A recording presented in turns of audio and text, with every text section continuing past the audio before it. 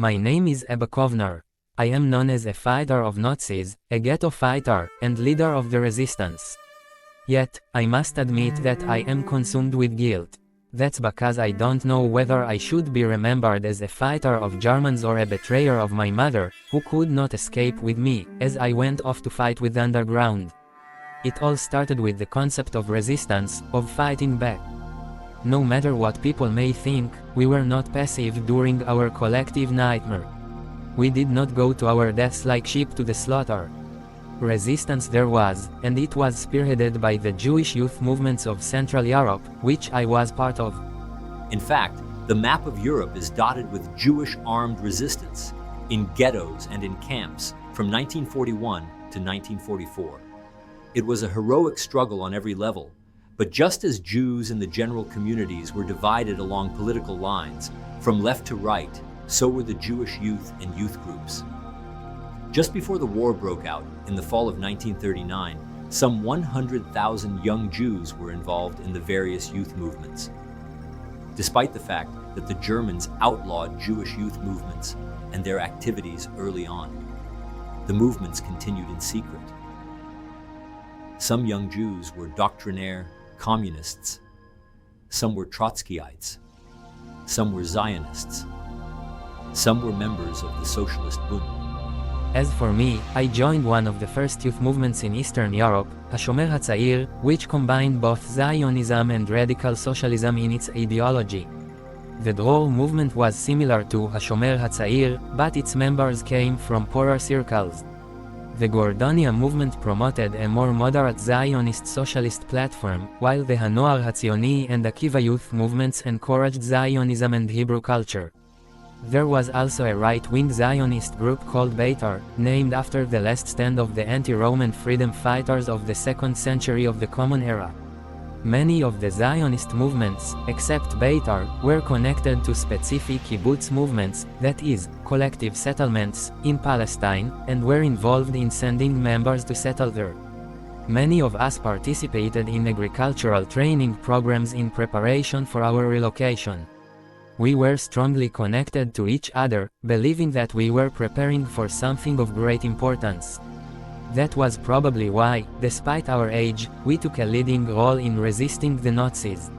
After Germany invaded Poland, many youth movement leaders fled the cities of Western and Central Poland for Soviet-held Eastern Poland, and still neutral Lithuania and Vilna, where I grew up and went to high school. They hoped to get from there to Palestine, but it wasn't long before some of the youth movements decided to send a number of their senior members back to Nazi-occupied territory. They just wanted to help their fellow young people trapped by the Nazis, and reorganize them as secret, underground organizations. Of course they didn't know and couldn't know about the plan to murder all of them. Among the leaders who returned home in 1940 were Yitzhak, also known as Antek, Zakarman of the Dror HaChalutz movement and Mordechai Anilevich of the HaShomer HaTzair movement. There were others who remained in Lithuania and Vilna, and some managed to flee to the Soviet Union. But many who escaped later suffered, as I did, from survivor's guilt. In general, we were united by two things: a Zionist ideological base and a psychological base. We had to remain together, and the leaders needed to remain with their followers. Over time, the only thing left to unite us was a sense of solidarity among those of us who survived. And that gave us a psychological base and support system. The group became our family, which was all the more important since many of our family members had by now disappeared. It was then that the concept of resistance was born. After all, you don't fight the strongest army in Europe unless you know that you're going to be killed anyway. By now we just wanted to register a moral protest. Once we got the big picture regarding the extermination of the Jews of Europe, our resistance stiffened all the more. And that eventually led to the Warsaw Ghetto Uprising. Each political faction formed its own battle group, which came under the central command of 24-year-old Mordechai Anilevich. The armed resistance prepared for the conflict by building bunkers and shelters.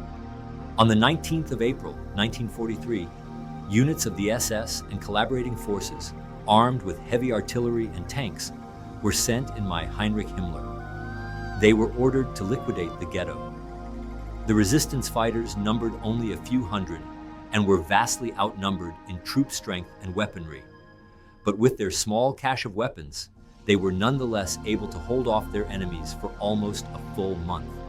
During the fighting, the Germans ravaged the ghetto and all its buildings, block by block, along with the bunkers, where many of the defenders were hiding out. Several hundred Germans died in the course of the uprising, but thousands of Jews were either killed or captured. It took until the 16th of May for the Germans to retake the entire ghetto. To symbolize their victory, they blew up the Great Synagogue of Warsaw, completely destroying a historic landmark.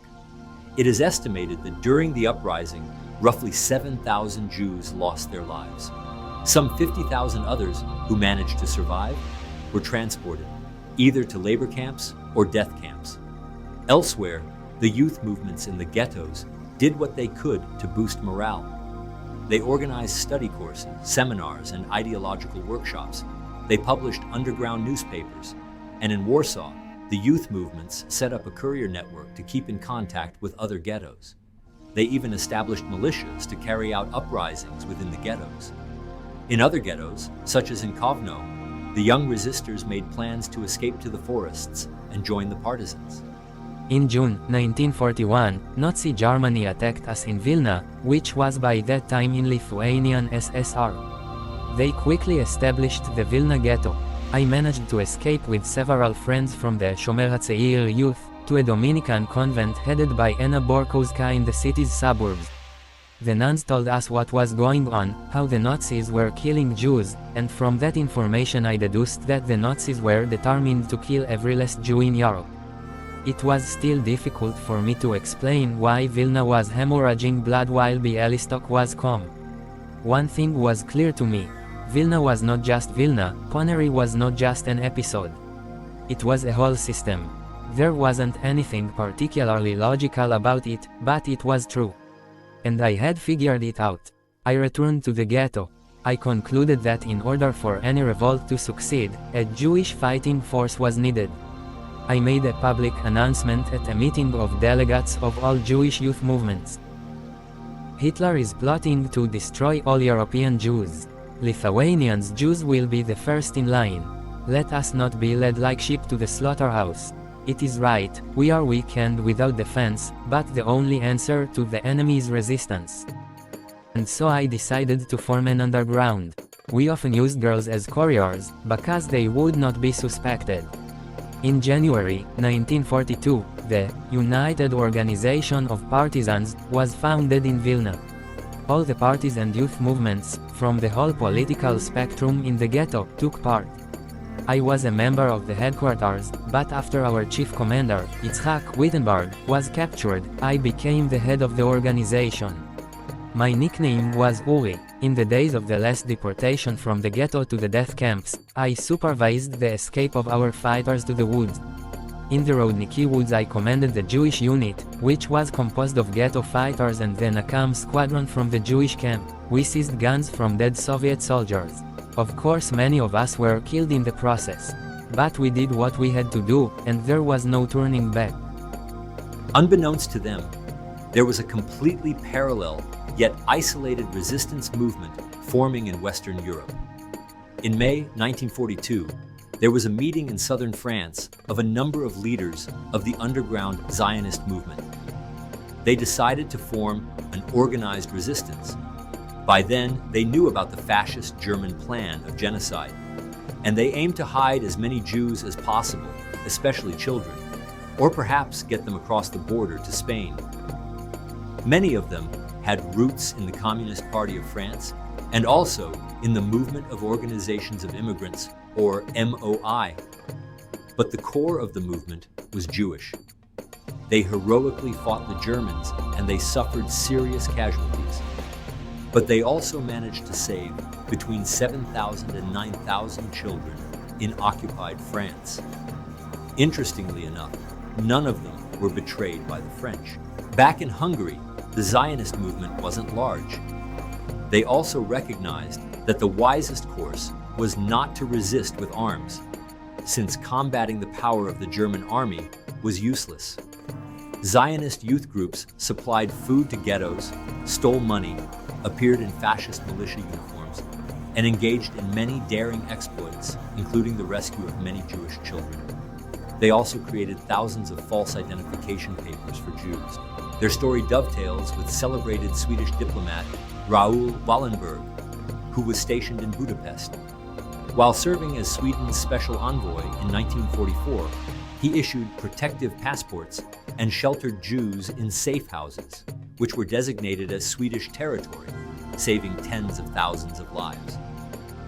On January 17, 1945, during the siege of Budapest by the Red Army, Wallenberg was detained by Soviet authorities on suspicion of espionage and subsequently disappeared. He was later reported to have died in July 1947 while imprisoned by communist authorities and KGB secret police. But as I said, I was subsequently consumed with guilt, since in order to fight with the underground, I had to abandon my own mother. When it was all over, I addressed the Jewish Brigade in Italy, in 1945. But what are we to do in our sick souls? We bear not only the vision of the past, but also that of the future. And we feel with all our senses the breath of the approaching slaughtering knife.